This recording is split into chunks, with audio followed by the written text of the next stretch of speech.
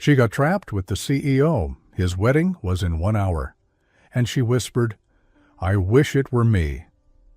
She only went into that room to grab a few papers and to leave her resignation letter. No goodbye, no drama. He was getting married in 1 hour, and she was just the assistant who had loved him silently for 4 years. But fate had other plans. The door jammed, and suddenly she was trapped, alone, with the man she couldn't bear to lose and who was about to promise forever to someone else. 60 minutes. 1 room. And then she whispered, "I wish it were me." He froze, and in that moment, he knew. He had a choice to make: marry the woman everyone expected, or fight for the one his heart had chosen all along. Before we continue, if you enjoy touching and inspiring stories like this one, make sure to subscribe to the channel and leave a like. Now let's get back to the story. The sound of the latch echoed like a gunshot. Violet didn't even turn her head. She just stood still for a moment, her fingers clenched tighter around the folder in her arms. It was supposed to be a quiet goodbye, in and out. No good lucks, no tears, just a signature on a resignation letter and a clean exit before the ceremony began. But now, the door to the storage room was stuck, locked from the inside. She turned slowly, eyes widening when she realized what had happened. The handle jiggled uselessly. She pressed her weight against it, then again, harder. The old frame groaned but didn't give. The room had always been temperamental, a forgotten space tucked beside the boardroom, with stiff hinges and a tendency to trap humidity and secrets. But today, of all days, it picked now to trap her too. "Seriously?" she whispered, letting out a small, breathless laugh. "Of all the moments—" A deep voice answered from behind. "You okay?" Violet turned. She froze. Adam was standing just feet away. His jacket was missing, his sleeves rolled up, and his vest was buttoned to the top. He looked calm, polished, ready, but his tie was undone, draped around his neck like a question mark. And in that second, that heart-squeezing, breath-stealing second, Violet couldn't move. "What are you doing here?" she managed. "I should be asking you that," Adam said, sliding his phone into his pocket. "They said you were looking for files. I thought you'd already left." "I almost did." Her voice came out smaller than intended. She hated that. She'd promised herself she'd be strong, get the papers, slip away, disappear before anyone noticed. Before he noticed. Adam took a step closer, his eyes scanning her face like he hadn't seen her in years. Not just the 2 days since she called in sick, not just the 6 months since he got engaged, but years. "You don't look like someone just grabbing files." Violet's eyes dropped. She held the folder tighter. Inside, her resignation letter trembled with her heartbeat. "I was going to leave it on your desk. I didn't want to interrupt." "Interrupt what?" he asked, and though his tone was even, something flickered in his voice. "My wedding?" She didn't answer. Outside, the world kept spinning. Laughter and hurried footsteps echoed faintly from the hallway. Somewhere nearby, music played, soft classical strings being tested for the ceremony. The event team was prepping the ballroom upstairs, a perfect day by every measure. Except somehow they were here, in a room too quiet for comfort with a door that wouldn't open. Adam stepped to the handle and gave it a tug. Nothing. He tried again, harder. The frame creaked, still stuck. He let out a dry chuckle. "Well," he said, "that's ironic." "I'm sure someone will find us soon," Violet said quickly. "You don't need to—" Adam turned to her again, and this time his eyes stayed locked on hers. Light blue, piercing, unreadable. "You're shaking," he said. "I'm fine." "You're not fine." Violet bit her lip. She didn't have the strength to pretend today. Adam exhaled and leaned back against the shelves, running a hand through his hair. "Violet, what's in that folder?" She clutched it tighter. "Nothing you need to worry about?" He raised an eyebrow. "I'm the CEO. I worry about everything." "I'm not your problem anymore," she said, voice trembling. He looked at her. Really looked. Like he wasn't just seeing her as an assistant in tailored trousers and ballet flats, but as something else. Someone else. Someone who'd been by his side for 4 years, and through late nights and broken deadlines, difficult deals, and silent coffees. Someone who'd always known when to refill his cup before he asked, who memorized the way he liked his emails formatted, and how he tightened his jaw when something bothered him but didn't say a word. Someone who mattered. He straightened. "You were going to quit." She said nothing. "Violet." She nodded once, just enough to confirm it. "Why now?" "Because I can't watch you marry her. Because I stayed too long hoping you'd see me. Because leaving quietly still hurts less than staying in silence." But she didn't say any of that. Instead, she whispered, "It's just time." Adam was quiet for a moment. Then he looked down, jaw tightening. He reached for the door handle again, but slower this time, almost like he didn't want it to work. Like a small part of him was glad it didn't. His phone buzzed. He ignored it. Another buzz. He finally checked the screen. 12 missed calls, 3 messages from his fiancée, 1 from his best man. "You should go," Violet said softly. Adam met her gaze. "I can't, because the door is jammed." He shook his head, voice quieter now. "No, that's not why." And that's when Violet's heart truly started racing. She stepped back. Her heel hit a box behind her, but she didn't notice. "Adam, don't." He took a careful step forward.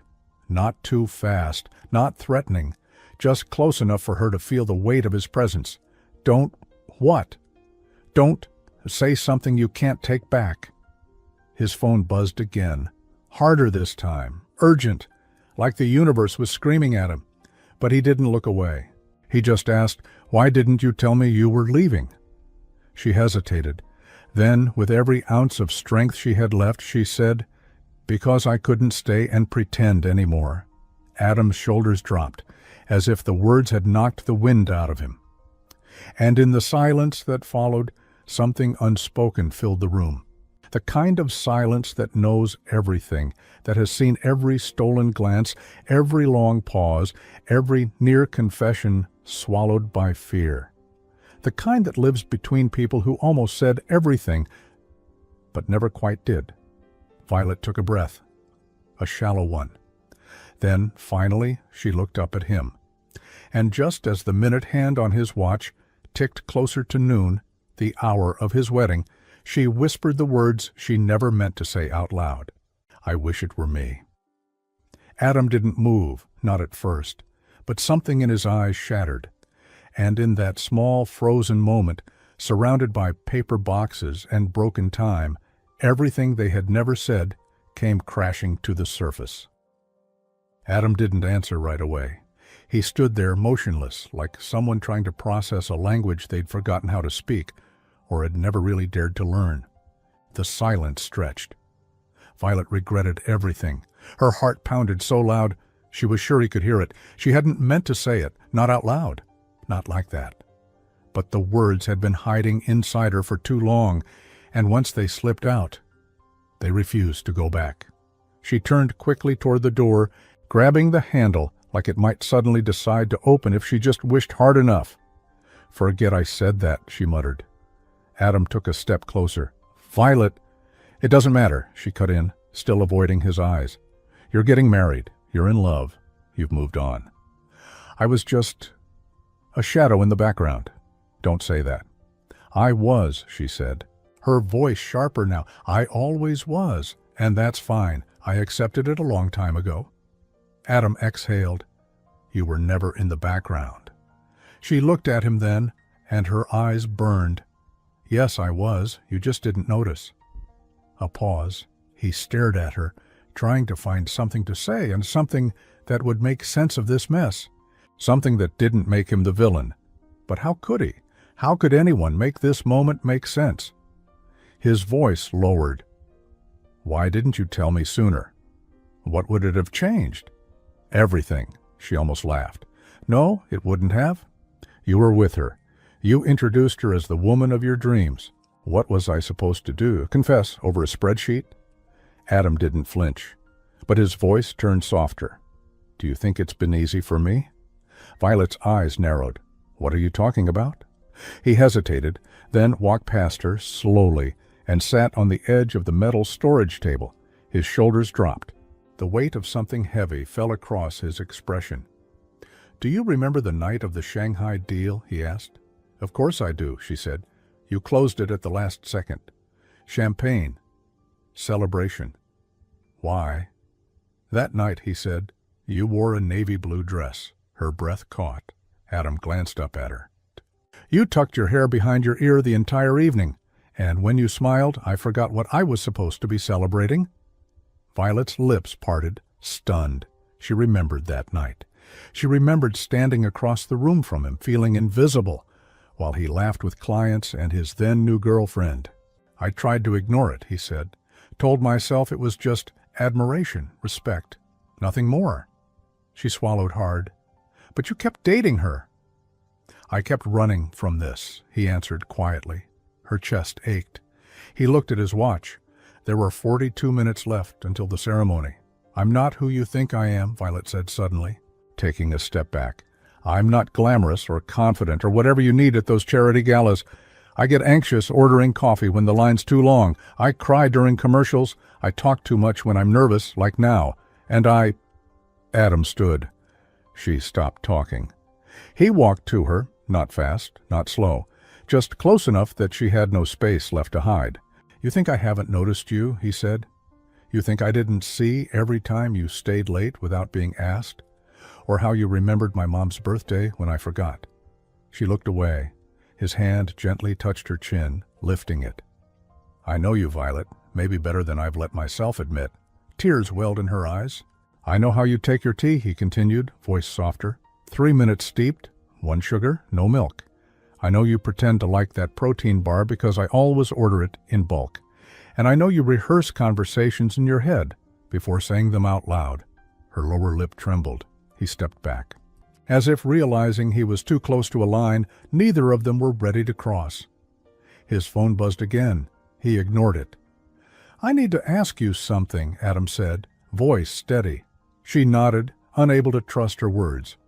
"Was that wish just a wish?" he asked. "Or was it the truth?" Violet's throat tightened. She couldn't breathe. Her fingers curled around the edge of the folder again, like it could shield her from what was coming. "I wish," she whispered, voice cracking. "I told you before it was too late." Adam looked down. For the first time he seemed truly shaken. "Is it too late?" he asked, almost to himself. They stood there, the question echoing between them louder than any wedding bells ever could. Just then they heard footsteps outside, muffled voices, someone calling his name, a knock on the door. "Adam?" It was his best man. "You in there? They're starting to worry about—" Adam didn't answer. Violet took a deep breath and reached for the door again. "They're looking for you." He didn't move. The knock came again, louder. "Man, we gotta go. It's almost time." Violet looked at Adam. His hand hovered near his pocket, near his vibrating phone. His eyes were on her. He still hadn't answered the door. Outside, the music had started. Inside, something more important was unraveling. And Violet said the words she never thought she'd dare speak again. "If you walk out now, we'll both forget this ever happened. I'll quit, and you'll get married, and none of this will matter." Adam took a step closer. His eyes never left hers. "What if I don't walk out?" Violet's breath caught.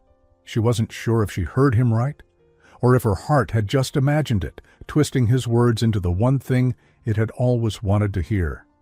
She stared at Adam, her voice small. "What do you mean? What if?" He didn't blink, didn't move, but the look in his eyes, that quiet storm just behind the blue, said more than words ever could. "I mean," he said carefully, "what if I don't go out there?" Violet stepped back. Her hand brushed against a stack of folders, sending them tumbling to the floor. She didn't even flinch. "Don't say that," she whispered. "Why not?" "Because you have a fiancé waiting, a life planned. 100 people in tailored suits and dresses sitting in chairs with little name cards." Adam exhaled. "That's not a reason to marry someone." You loved her? I tried to. The silence that followed hit harder than any shout. I wanted to, he continued. I kept telling myself I did, that it made sense. She's beautiful, smart. Everything on paper looked perfect, but every time I imagined my future, he paused, voice breaking. You were in it. Violet shook her head, tears burning her eyes. Then why didn't you say anything? Because I thought you'd never feel the same, he said. You were always so calm, so composed. I didn't want to ruin what we had. You didn't ruin it, she whispered. You just ignored it. His jaw tightened. He knew she was right. He knew he'd seen her all along, seen the way she looked at him when she thought he wasn't paying attention, felt the tension in the air when they sat alone during late nights, pretending there was nothing more between them. But he'd looked away, again and again. Now, with 31 minutes left on the clock, he couldn't anymore. His phone buzzed again. This time, it was her, his bride. A photo popped up on the screen, her smiling in a white dress, taken just the day before during a final fitting. Incoming. Call. Elena. He stared at the screen, then slowly pressed decline. Violet watched in disbelief. Adam. He looked at her. She doesn't deserve this. No, she doesn't. I was going to walk down that aisle with a heart half alive, he admitted, and she would have smiled the whole time, thinking I was all in. Violet's hands trembled. And you? She asked. What about me? You deserve more than a lifetime of watching someone love you halfway. She broke. A single tear slid down her cheek. She wiped it quickly, almost embarrassed. But Adam stepped forward and gently reached for her hand. Violet. His fingers wrapped around hers. Warm, steady, familiar. I don't want to marry someone else when I know the person I should have fought for is standing right in front of me. The words hung in the air like an unspoken vow. Violet didn't answer. She couldn't. Her mind was spinning, her heart stuck between every memory they had shared and every moment they could still have. If only either of them was brave enough. You said you wished it were you, he said softly. She nodded, swallowing back the lump in her throat. I've wished that too, he whispered. Another knock at the door, this time louder, more urgent. Adam, man, they're lining up. Your dad just asked where you were. What's going on? Adam looked at the door, then back at Violet. This is the moment, he said. I either go through with something that looks good, or I finally choose something real. Violet stared at him, eyes wide. And what if real doesn't work? What if we're a disaster outside of this room? He didn't smile. He didn't need to. His answer was quiet, certain. Then at least I'll know I chose it. With my whole heart. She blinked, tears pooling again. Adam took a deep breath. Then, almost reluctantly, he turned back to the door. I'll tell them the truth, he said. All of it. Wait, Violet said, stepping forward. He turned back. She looked like she was about to say something, then stopped. Adam tilted his head. What? I just... She paused. Then before he could blink, she stepped closer and stood on her toes, gently pressing her lips to his cheek. It wasn't a kiss full of fireworks. It wasn't desperate or rushed. It was quiet, soft, honest. And it said everything she was still too afraid to put into words. When she pulled back, Adam's eyes stayed closed for a second longer, as if trying to remember the exact feeling. Then he opened them, took one final look at her, and said, I'll come back. Violet nodded. If you don't? He smiled faintly. I will. He turned the handle again, this time with force. A loud crack echoed through the room, and the door creaked open just enough for light to spill in. Voices shouted in surprise. There you are, someone said. What happened? We've been looking... Adam stepped out without answering, letting the door swing shut behind him. Violet stood there, alone, again. But this time, the silence didn't feel so empty. Not yet. She walked to the small window and looked out, heart pounding. Outside, the wedding guests were gathering in rows of white chairs. The aisle was set. The flowers were perfect. She checked the clock on the wall. 23 minutes left. Would he really come back, or had she just risked everything for another goodbye? Violet stood in the stillness, her hands pressed lightly to the window pane, eyes fixed on the world outside. From this quiet little storage room, the venue looked like a dream.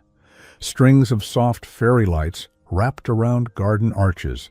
Crisp white rows of chairs faced a floral altar under the summer sun. People were taking their seats, smiling, fanning themselves. The kind of wedding people whispered about for weeks afterward. Elegant, expensive, expected. She could see Elena too. Perfect Elena, in her ivory lace gown. She stood near the edge of the crowd, holding her phone, pacing slightly. Her expression was calm. But even from this distance, Violet could see it. The confusion behind her poised posture, the slight tension in her movements. She was waiting for Adam. The clock ticked louder now, each second pressing down on Violet's chest like a weight. 17 minutes left. And he still hadn't come back.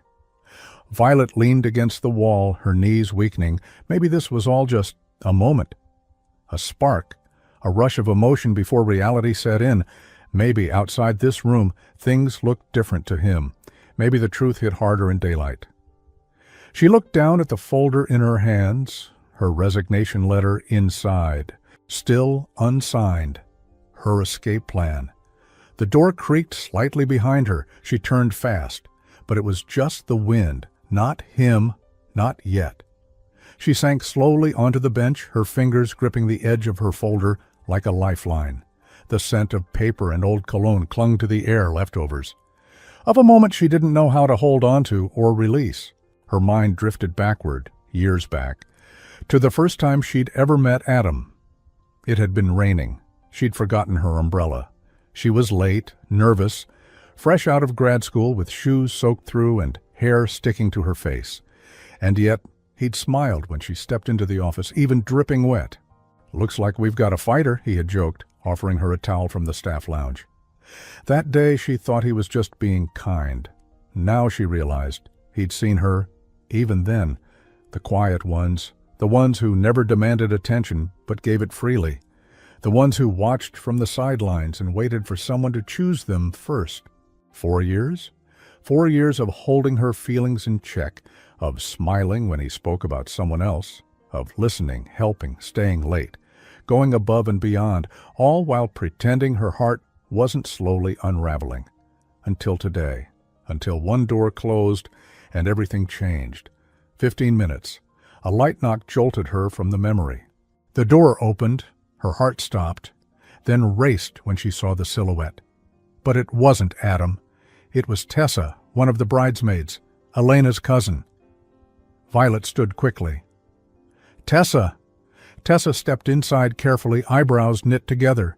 "They said you were in here," she said, eyes scanning the room.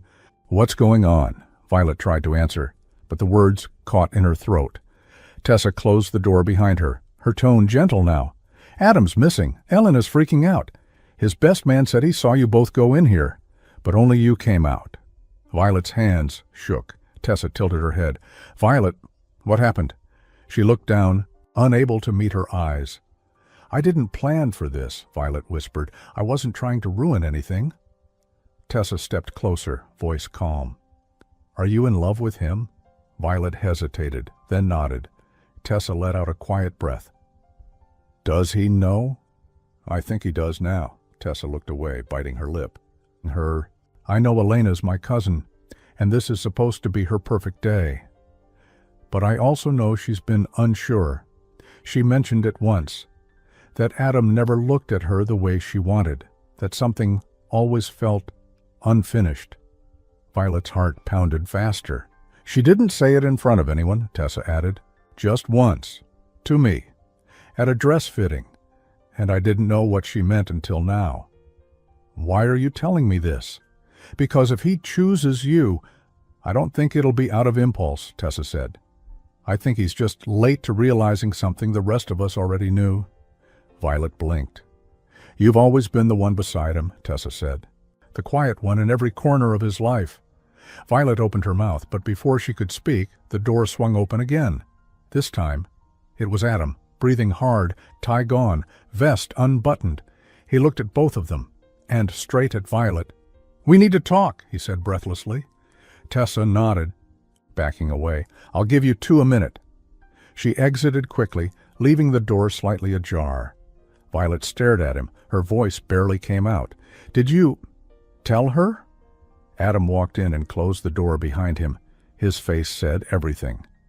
"I tried," he said, voice low, "but she already knew." Violet's heart stopped. "She looked at me and asked one question," he said, eyes locked on Violet. She asked, "Is it her?" Violet swallowed hard. I didn't answer, but she saw it, in my face, in my silence. She just nodded, told me not to make this worse by pretending. A lump formed in Violet's throat. "She left," Adam continued. "Took her sister, got in a car, and said I needed to fix what I broke before it broke me." Violet didn't know what to say. Her knees buckled slightly, and Adam was there, catching her before she fell. "I'm sorry," he said, holding her gently. "I'm so sorry it took me this long." Violet looked up at him, eyes full of fear and hope. "Are you sure?" Adam didn't hesitate. He leaned in and whispered, "You're the one, Violet. You've always been the one." Violet felt like the room had shifted, as if time, reality, gravity, everything had tilted just enough to make her question whether she was dreaming. "You were always the one I couldn't stop thinking about." She couldn't look away from him, couldn't breathe, couldn't speak. The air between them felt too fragile, like the moment might break if either of them moved too fast. Adam searched her face, his hand still holding her arms gently, steadying her even as his own heart threatened to race ahead. "You don't have to say anything," he said softly, "but I need you to know. I need you to hear it from me. Finally." Violet's lips parted, her voice barely a whisper. "Why now?" His answer was instant. "Because I'm done lying to myself." He stepped back just slightly, not to pull away, but to give her space. The kind of space that says, "I'm here, if you want to be too." For so long I told myself it was easier this way, that what I felt for you was just admiration, gratitude, a bond built out of work and trust. He let out a bitter laugh. "But the truth?" I was scared. She nodded slowly, eyes glistening. "So was I. I'd catch myself watching you during meetings, not because you said something, but because you didn't.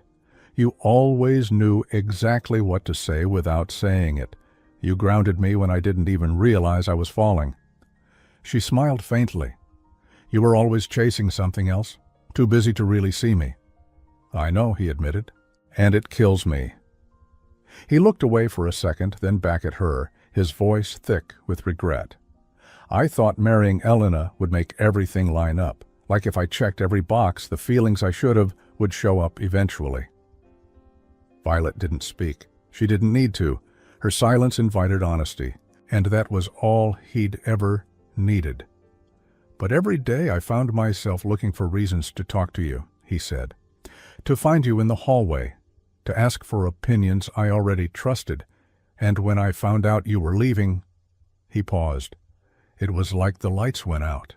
Her eyes dropped. The folder was still in her hand. She held it up between them and opened it, revealing the letter inside. "This was going to be my goodbye," she said. "I thought it'd be easier if I left before your big day." He took the paper, scanned it quietly. His name was there, her signature missing. He folded it carefully and placed it back inside the folder. "Don't submit it." Violet looked up. He stepped closer again, eyes locked on hers. "I don't want to spend another day in an office without you." Her brows lifted. "As your assistant?" Adam shook his head. "As my partner." The words sank into the silence like music. For a moment, she felt like the entire building had disappeared. No offices, no wedding guests, no tight dresses or white flowers or rules. Just them. Two people, finally telling the truth. She blinked slowly. "What happens now?" Adam reached for her hand. "You come with me," he said. "We walk out there, together." Her breath caught again. "And what do we say?" "The truth," he said. "To everyone?" "That you left your bride at the altar for your assistant?" He smiled, just a little. "No, that I stopped pretending long enough to see the woman I should have never let go of." Her hand was trembling in his. "You know they'll talk," she said. "Judge. Spin stories. Say I trapped you in here." Adam raised an eyebrow. "Did you?" She laughed softly, shaking her head. "Not even close." "Then let them talk."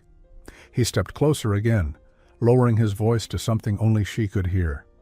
"They'll never know what it took for you to love me in silence for this long. But I'll never forget it." Her eyes welled with tears again. But this time, they didn't fall from pain. They fell from release, from finally being seen. He raised her hand to his lips, kissed her knuckles, softly, slowly. "We don't have to make it perfect right now," he said, "but we can make it real." She nodded, the quietest yes. Adam let out a small breath of relief. Just then, the door opened again, this time with a push. It was Tessa, again. Her eyes went wide, seeing them standing like that. "I figured you'd need this," she said, holding out Adam's jacket and car keys. "And, Violet, you might want to breathe. You look like you've just climbed a mountain." "I feel like I have," Violet murmured. Tessa gave a small smile. "You're not the villain in this story. You never were." She handed the jacket to Adam and started to leave, then turned back. "Oh, and Elena said to tell you she doesn't hate you." Violet looked stunned. "She said that?" "She said he was never really mine, was he?" Tessa shrugged. Then she said, "I hope they figure it out. I won't be waiting." Violet covered her mouth. Adam blinked hard. She didn't deserve any of this. "No," Tessa said, "but maybe this is exactly what she needed too, a different start." She nodded once more, then left them alone again. Adam turned to Violet. "You ready?"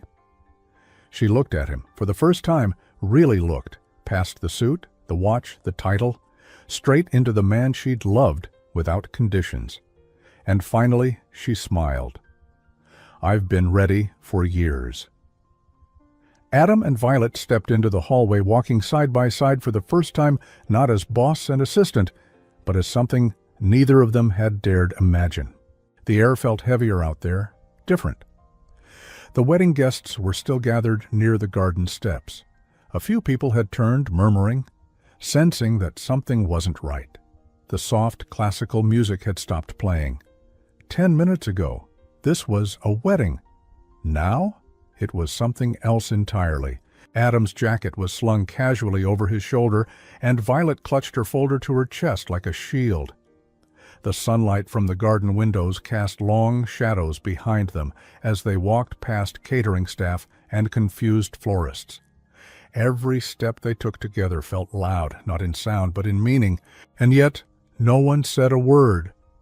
Not until they turned a corner and found Adam's father standing at the bottom of the stairs, tall, stern, silver hair perfectly combed. He was a man of reputation, pride, and no patience for surprises. When he saw them, his expression changed, from relief to confusion to barely contained fury. "Where the hell have you been?" he snapped. Adam didn't slow down. "I had to fix something." "You had to fix something?" his father echoed, stepping forward. "We have investors here, board members, half the press, and Elena is gone." "I know," Adam said, calm but firm. His father looked at Violet now, eyes narrowing. "Was she involved in this?" Adam stepped protectively in front of her. "She wasn't the problem. She's the answer." Mr. Sinclair looked like he'd just been slapped. "You left your own wedding for your assistant?" "I left because I was about to marry the wrong person." Silence. You could hear a pin drop in the hallway. Violet opened her mouth to speak, but Adam gently squeezed her hand, as if to say, "I've got this." Mr. Sinclair shook his head, voice rising. "You're throwing everything away for this? After everything we built? You're willing to embarrass the company like this? Ruin your image?" Adam's voice stayed low and steady. I'm not throwing anything away. I'm choosing the life I want, not the one that was picked for me. She doesn't belong in our world, his father spat. She's just... Say that again, Adam cut in, voice sharper now. His father blinked. I dare you to finish that sentence, Adam said, because if you really believe that the woman who's held this company together from behind the scenes for 4 years doesn't belong, then maybe it's your world that's broken. Violet's eyes stung. She wasn't sure if it was anger, shock, or pride. Maybe all of them. Mr. Sinclair looked between them and saw something he hadn't seen before, something unshakable. He straightened his collar, jaw tight. You've made your choice. Just don't come crying when it falls apart. Adam stepped forward, calm as ever. It won't. And with that, he walked past his father without another word. Violet beside him. As they moved toward the exit, the quiet hum of conversation began behind them, guests turning, heads shaking, phones buzzing. But Adam didn't care, neither did Violet. They reached the glass doors of the main lobby, and for a second, they paused. You're sure? She asked one last time. He turned to her, smiling, not the CEO smile, not the one he gave at press events or in boardrooms. This smile was real. I've never been more sure of anything in my life. He pushed the door open, and together they stepped outside. The sun hit their faces like a blessing. Violet took a deep breath, the fresh air feeling different now. Cleaner somehow. Her heart still raced, but it wasn't from fear anymore. It was freedom. Adam walked toward his car, the sleek black sedan that had been prepped to whisk him away from the altar. Where are we going? She asked as he unlocked the doors. Anywhere but here, he said. Somewhere we can figure this out without 100 cameras on us. She hesitated. You don't have to run. He opened her door, then paused, turning to her. I'm not running, he said. I'm choosing. Violet slid into the seat. Adam walked around and got in beside her. Before starting the engine, he looked at her again. I don't have a plan, he said.